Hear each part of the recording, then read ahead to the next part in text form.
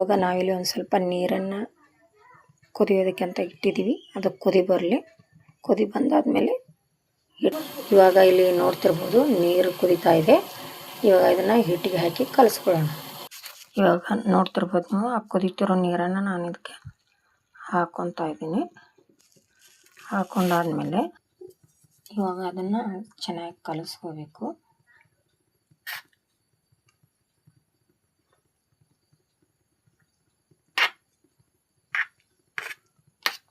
ಸರಿಯಾಗಿ ಕಲಿಸ್ಕೊಂಡಾದ್ಮೇಲೆ ನೋಡಿ ಇವಾಗ ನಾನು ಹಿಟ್ಟು ಕಲಿಸ್ಕೊತಾ ಇದ್ದೀನಿ.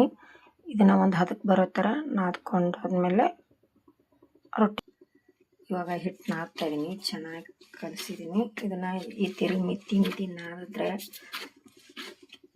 ಟೇಸ್ಟ್ ಚೆನ್ನಾಗಿ ಬರುತ್ತೆ. ರೊಟ್ಟಿನೂ ಕೂಡ ಚೆನ್ನಾಗಿ ಬರ್ತವೆ. ಇದನ್ನು ಈ ಮಿತಿನೇ ನಾದ್ಕೋಬೇಕು. ನಾದ್ಕೊಂಡಾದ್ಮೇಲೆ ರೊಟ್ಟಿ ಮಾಡಿದ್ರೆ ರೊಟ್ಟಿ ಎಲ್ಲ ಚೆನ್ನಾಗಿ ಬರುತ್ತೆ. ಉಣ್ಣುವಾಗ ಕೂಡ ಟೇಸ್ಟ್ ಆಗಿರುತ್ತೆ. ಇವಾಗ ಹಿಟ್ಟು ರೆಡಿಯಾಗಿದೆ. ಇನ್ನೇನು ರೊಟ್ಟಿ ಮಾಡೋಣ.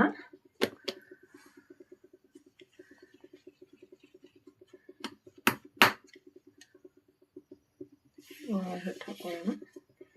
ರೊಟ್ಟಿ ಮಾಡೋಕ್ಕೆ ಎಷ್ಟು ಬೇಕೋ ಅಷ್ಟೊಂದು ಹಿಟ್ಟನ್ನು ತಗೊಳ್ಳೋಣ. ಈ ರೀತಿ ಮಾಡ್ಕೋಬೇಕು.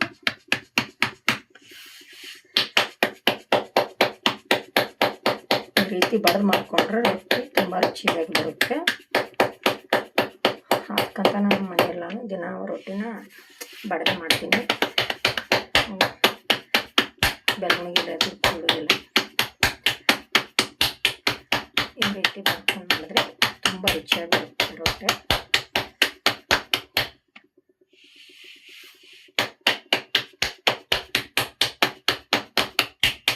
ಹೀಗೆ ಬಡಿದು ರೊಟ್ಟಿ ಮಾಡ್ತಾ ಇದ್ದರೆ ನಮಗೂ ಕೂಡ ಎಕ್ಸಸೈಸ್ ಆಗುತ್ತೆ. ಒಂಥರ ನಮ್ಮ ಬಾಡಿಗೂ ಕೂಡ ಒಳ್ಳೆಯದೇ.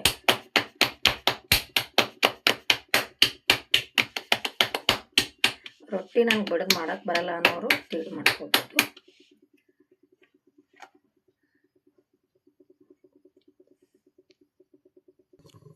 ಇವಾಗ ನೋಡ್ತಿರ್ಬೋದು. ಇವಾಗ ನೋಡಿ ರೊಟ್ಟಿ ಹಾಕ್ಕೊತಾ ಇದ್ದೀನಿ. ಇವಾಗ ನೀರು ಹಚ್ಕೋಬೇಕು.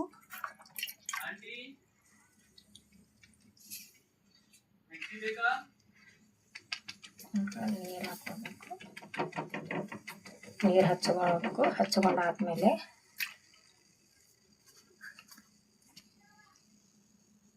ಇವಾಗ ನೋಡಿ ರೊಟ್ಟಿ ಈ ಥರ ಆಗಿದೆ.